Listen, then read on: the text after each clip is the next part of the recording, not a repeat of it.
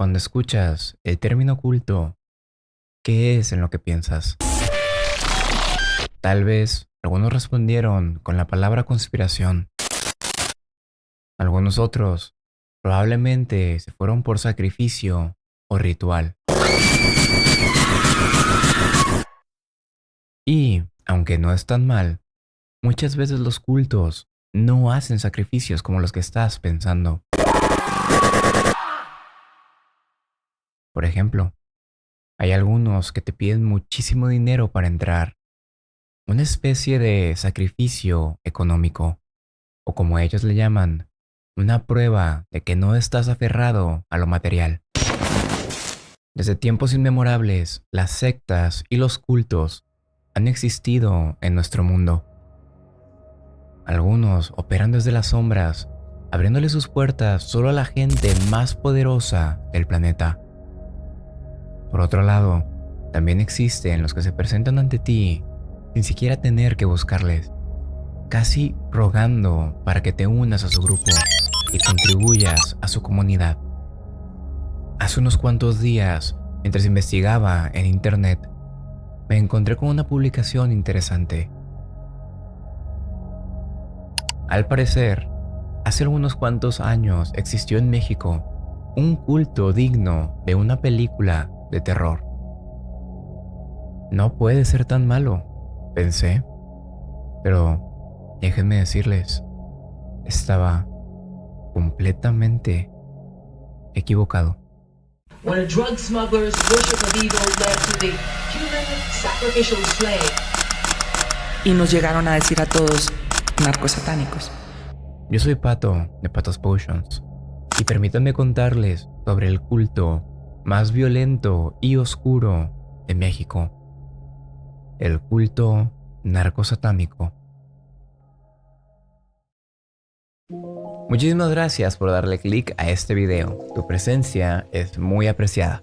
Les informo que a continuación vamos a estar hablando sobre las actividades y creencias de un culto extremadamente violento. Les pido por favor que lo tomen en consideración por si son de estómago o mentes sensibles. Lo que están a punto de ver es completamente real.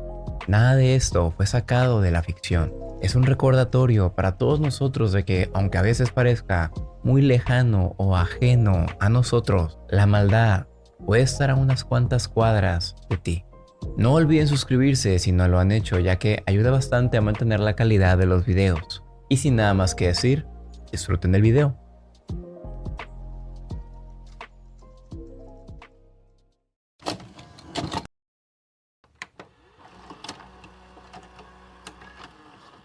Todo empieza con un hombre, Adolfo de Jesús Constanzo. Nacido el 1 de noviembre de 1962 en Miami, Florida, Adolfo tuvo una infancia complicada. Su madre, Delia Aurora González, apenas tenía 15 años cuando lo dio a luz.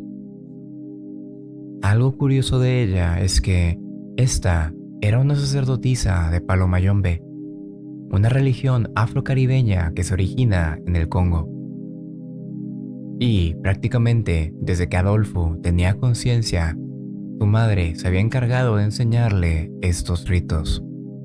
Pero para Adolfo esto no era algo malo. De hecho, era algo que disfrutaban en común.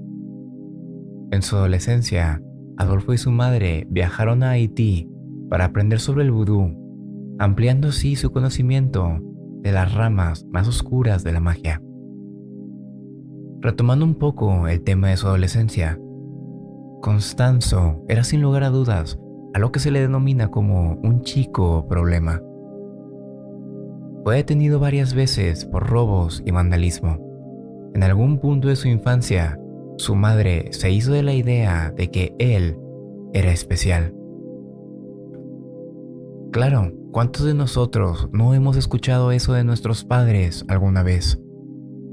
Pero su madre era diferente. Ella no hablaba de algún talento en los deportes o de una inteligencia descomunal. Ella creía que Adolfo tenía alguna especie de superpoder, dotes psíquicos.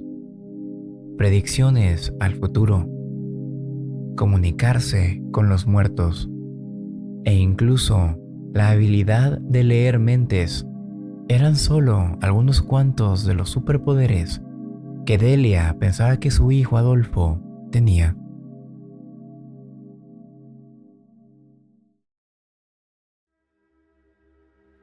Esto impulsó a Adolfo a buscar mentores en el mundo ocultista y se convirtió en aprendiz de un sacerdote de Palo Mayombe en la pequeña Habana de Miami. Bajo su guianza empezaron nuevamente los delitos. Los más prominentes fueron la profanación de tumbas humanas para conseguir huesos y el sacrificio de animales. No había nada que se interpusiera entre Adolfo y su fe. Y es entonces que, en 1983, a sus 21 años de edad, eligió como su espíritu patrón a Kadiem Pembe, la deidad equivalente a Satanás dentro del Palo Mayombe, sellando de esta manera su pacto con el mal.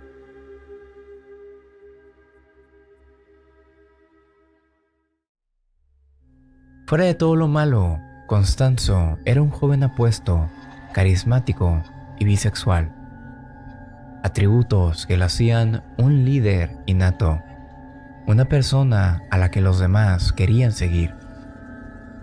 Decidió mudarse a México alrededor de 1984. Inicialmente, probó suerte como modelo y actor en la Ciudad de México, pero esto no le funcionó, por lo que decidió dedicarse a algo con lo que se sentía más cómodo. Empezó a ofrecer sus servicios leyendo cartas de tarot, haciendo limpias espirituales y ofreciéndose como santero o clarividente. Su personalidad, a la que muchos llamaron magnética, le atrajo pronto una clientela de alto nivel. Políticos,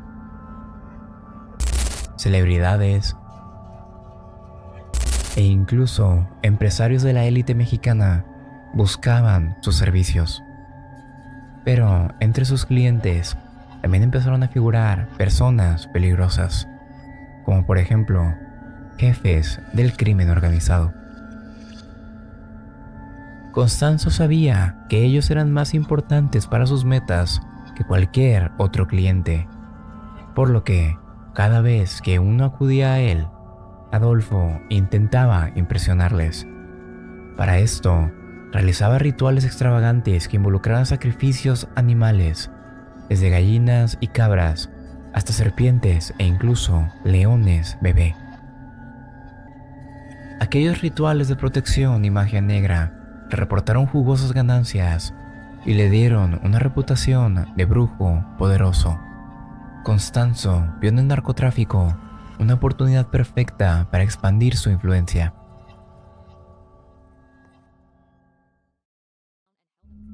A mediados de los 80, intentó asociarse con uno de sus clientes, un importante clan de narcos conocido como la familia Calzada, ofreciéndoles bendiciones mágicas a cambio de participar en sus negocios. Desafortunadamente para él, los Calzada lo rechazaron sin darle mucho pensamiento. Y es aquí donde la cosa empieza a ponerse turbia. Unos cuantos días después de que los Calzada lo rechazaran, varios de sus miembros empezaron a desaparecer misteriosamente. Después de una ardua búsqueda por parte del grupo Calzada, días después los encontraron, pero no como esperaban hacerlo. Sus cuerpos habían sido mutilados. Dedos, orejas, cerebros y columnas vertebrales. Estas partes habían sido removidas del cuerpo de cada individuo desaparecido. Si esto fue obra de Constanzo o no, hasta la fecha aún no se sabe. Pero lo ocurrido fue suficiente para que otros grupos narcotraficantes le tuvieran respeto a Adolfo. Por lo que, cuando este se presentó a otro grupo llamado los Hermanos Hernández, estos no dudaron en admitirlo. Es aquí en donde Adolfo decide empezar su secta. Poco a poco fue seleccionando integrantes del cartel, no a los que solo acudían por negocios, sino a los que creían en él. Adolfo les prometía hacerlos invisibles ante la policía, ser inmune a las balas, seguridad absoluta y lo mejor de todo, lo único que tenían que hacer era acatar las instrucciones de él sin cuestionarle. Se une a nuestra historia Sara María Alderete, una joven estudiante de antropología originaria de Matamoros. Ella era la pareja de una de las cabecillas del grupo narcotraficante, pero al conocerlo, Sara quedó fascinada por Constanzo, convirtiéndose rápidamente en su amante, discípula y mano derecha. Constanzo la nombró la madrina de la secta, mientras él se empezó a hacer llamar el padrino. Junto a otros leales seguidores, Omar Orea, Jorge Montes y Martín Quintana, formaron oficialmente a lo que se le conoce hoy en día como el culto narcosatánico, la secta más violenta que México ha conocido.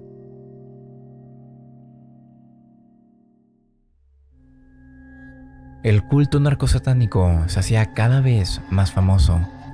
Estaba integrado por traficantes de droga, sicarios e incluso policías corruptos. Todos seducidos por el carisma de Adolfo. Narcotraficantes extremadamente peligrosos e importantes le creían ciegamente. Estaban convencidos de que los rituales y sacrificios del padrino los volvían inmunes a las balas e incluso les aseguraban el éxito en cada envío de droga. Bajo estas creencias, la secta desató una cacería de enemigos. Rival que se interponía en el camino del cartel era rival que desaparecía y terminaba como sacrificio en sus rituales. Así es, escucharon bien. Adolfo había dado el salto de sacrificios animales en sus rituales a utilizar los cadáveres de sus enemigos. Y eso solo era para los que ya se encontraban muertos, porque para los que tenían la mala fortuna de sobrevivir el encuentro, eran mantenidos con vida solo para ser torturados lenta y agonizantemente durante semanas, solo para al fin ser parte de algún oscuro ritual de protección. Hacia fines de 1987, el culto narcosatánico cruzó una línea muy peligrosa. A falta de rivales por el miedo que la mayoría de los demás grupos tenía de convertirse en sacrificios, Adolfo decidió empezar a mandar a sus fieles devotos a secuestrar y asesinar personas para sus rituales. Y, aunque sí ponían como prioridad a delincuentes y miembros de otros carteles, información de esa época proclama que también lo hicieron con inocentes. El rastro de cuerpos empezaba a crecer, pero el verdadero terror vino con el mismo acto que puso fin a la secta: el incidente de Mark Kilroy.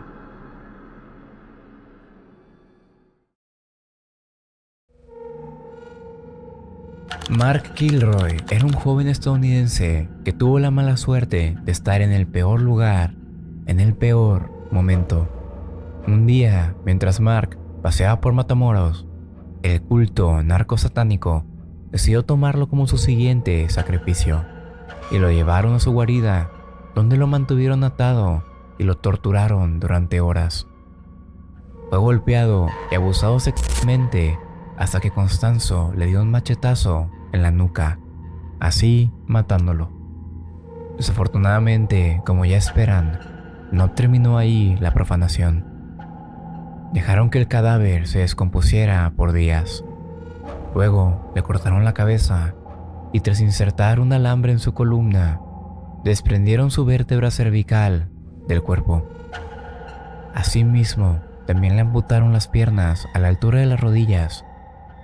Y lo peor de todo, la cabeza de Mark fue puesta dentro del caldero mágico de Adolfo, junto con las otras partes de su cuerpo y los huesos de sus piernas. Seguido de esto, Adolfo hirvió todo con la sangre que había desprendido el cuerpo de Mark, creando una especie de caldo mágico con el cual Constanzo le aseguró a sus hombres que se volverían invencibles al tomarlo. Esto es, sin lugar a dudas, una de las cosas más perturbadoras que he escuchado en mi vida.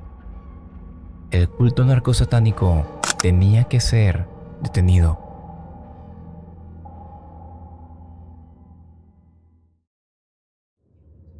La desaparición de Mark Kilroy desencadenó una búsqueda intensa en ambos lados de la frontera.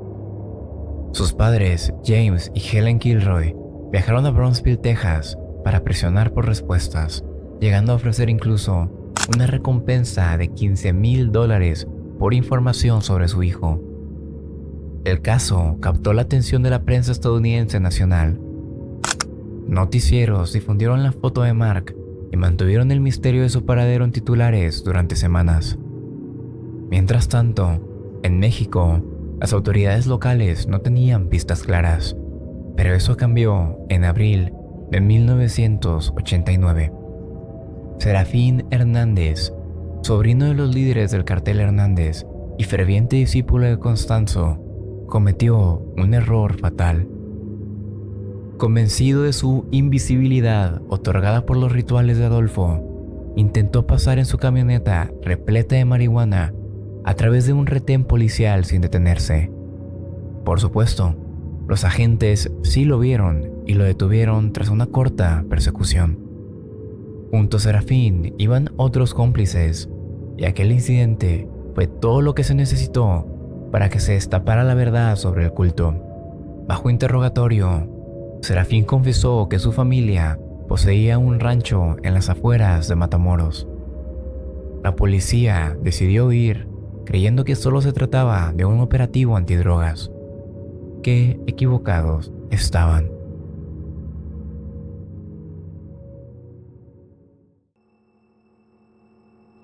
Serafín decidió cooperar plenamente.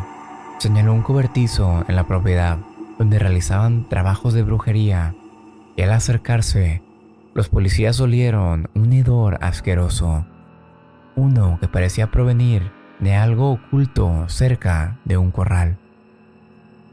Lo que las autoridades hallaron en el rancho Santa Elena sacudió a todo México. Inicialmente encontraron lo esperado de un escondite narco, toneladas de marihuana, pero muy pronto el enfoque cambió por completo. Oculto bajo la tierra, descubrieron fosas clandestinas de las que emanaba un olor a descompuesto. Al excavarlas, se encontraron con lo que temían: un cadáver tras otro, tras otro, tras otro. 15 cuerpos humanos en distintos grados de descomposición fue lo que encontraron solo en ese lugar. Muchos estaban desmembrados de formas atroces. A algunos los habían decapitado, a otros les arrancaron el corazón y los ojos. Escondido dentro del corral, destacaba el caldero Nganga de Adolfo, repleto de repugnantes restos. Al examinarlo, encontraron un cerebro humano, mechones de cabello, huesos y porciones de cuerpo. En esa masa asquerosa se incluía la cabeza hervida de Mark Kilroy, cuyo cerebro había sido uno de los ingredientes principales de la sopa. Allí estaba la prueba física del destino de Mark. Su cuerpo se había enterrado en una de las fosas cercanas. La noticia pronto cruzó la frontera. Texas entero quedó horrorizado al saber que el universitario desaparecido había sido víctima de un sacrificio humano.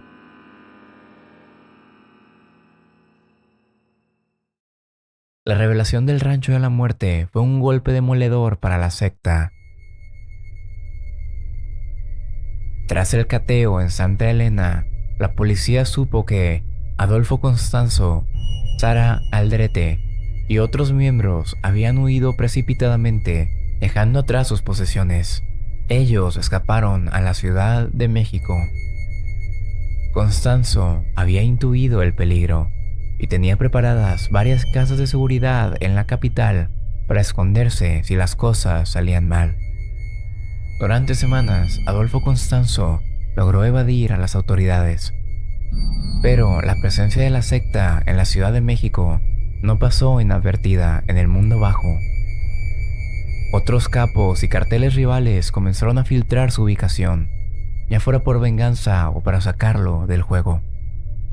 Finalmente, la madrugada del 6 de mayo de 1989, los federales ubicaron su escondite, un departamento en la calle Río Sena, Colonia Cuauhtémoc, muy cerca del Paseo de la Reforma. El edificio amaneció rodeado por decenas de agentes armados. 3 de los hombres de Constanzo cometieron el mismo error que Serafín. Creyéndose invisibles, intentaron escabullirse caminando tranquilamente entre los policías. Y creo que no necesito mencionarlo, pero ellos fueron inmediatamente arrestados. Dentro del departamento solo quedaban Constanzo, Sara, Quintana y otro miembro del culto llamado el Dubi.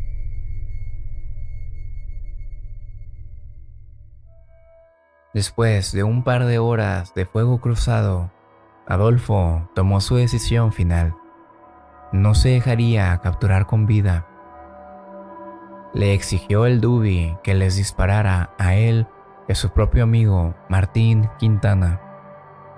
El Dubi dudó, rehusándose a matar a su propio líder, pero Constanzo lo miró con furia y le lanzó una última amenaza. Si no me matas, sufrirás en el infierno. Aquellas palabras, una mezcla de fanatismo y desesperación, fueron suficientes para convencerlo. Temblando, disparó. Primero a Constanzo y luego a Quintana, cumpliendo así la última orden que el padrino dio. Cuando los agentes finalmente irrumpieron en el apartamento, encontraron a Adolfo y a Quintana ya muertos. Por otro lado, Sara Aldrete salió ilesa con las manos en alto, proclamando ser una mera rehén. Ella y el Dubi fueron capturados, y es así como terminó la vida de Jesús Constanzo a los 26 años de edad, por las balas de uno de sus propios seguidores. Con la muerte de Constanzo, la secta de los narcosatánicos quedó descabezada, pero la justicia apenas comenzaba. En total, 14 miembros del culto fueron acusados formalmente por distintos delitos, desde asesinato, secuestro y narcotráfico, hasta asociación delictuosa. Entre ellos destacaba Sara Aldrete, la madrina, quien insistió ante las autoridades que ella también había sido víctima y que casi no participó en los hechos violentos.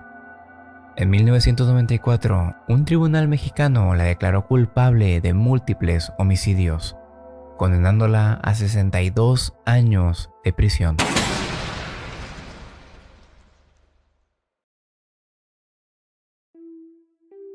Son pocas las cosas que pueden llegar a sacudirme después de tantos años investigando sobre casos en internet.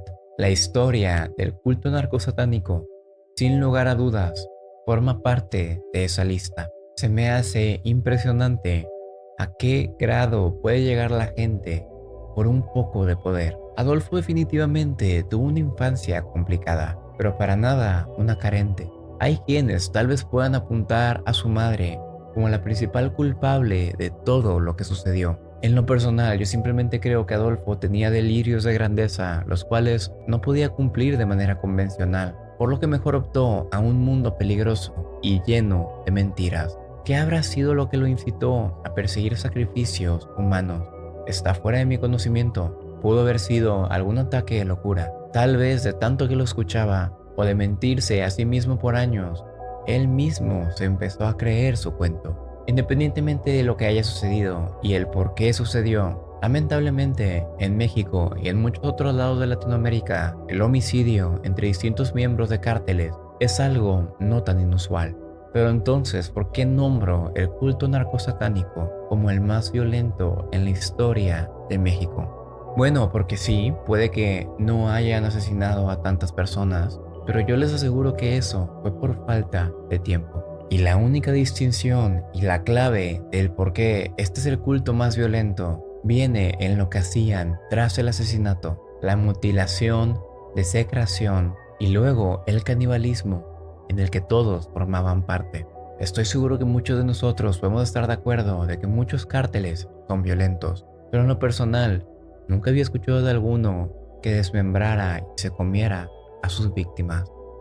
Si les gustó el video o mínimo les interesó un poco, no olviden de dejarme un like y de compartirlo con más personas a las que también les podría interesar. Si no se han cansado de escuchar mi voz y quieren ver temas un poco más distintos, les recuerdo que tengo otros 3 canales. Pato RMZ, en donde hablo de chismes, noticias y hago dinámicas con mis seguidores.